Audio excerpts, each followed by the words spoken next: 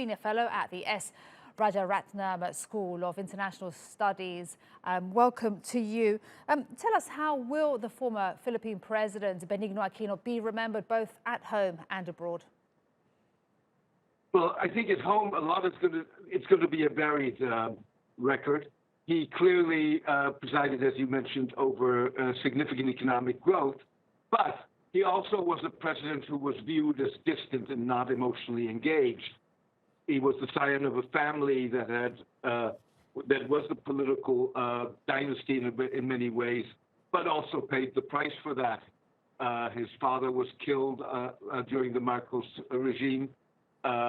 His mother became president, and she too was viewed as distant. But when she died in 2008, there was a mass turnout for her funeral, and I think that's one of the things that's going to be a measure in what happens with the turnout for Benigno Aquino. And talk to us about his anti-corruption drive. What impact did that have on the economy of the Philippines? I think that he was certainly very strong in combating corruption and fostering fiscal and financial and economic growth. The problem that he had was that there were two instances where he was seen to have failed.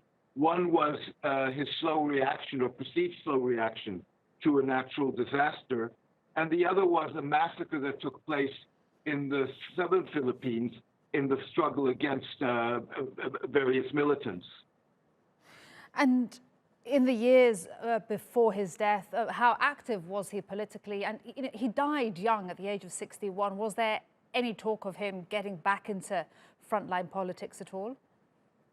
No, I don't think there was talk of him getting back into politics. And he was the last of the presidents that represented a transition towards democracy that started in 1986 with the fall of the Marcos regime and his mother's rise to the presidency.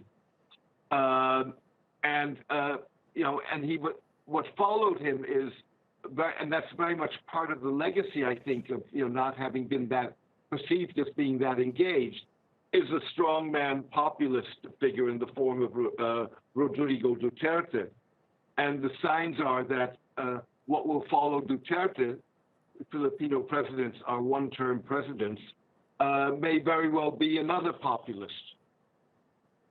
James Dorsey speaking to us live from Singapore. Thank you very much.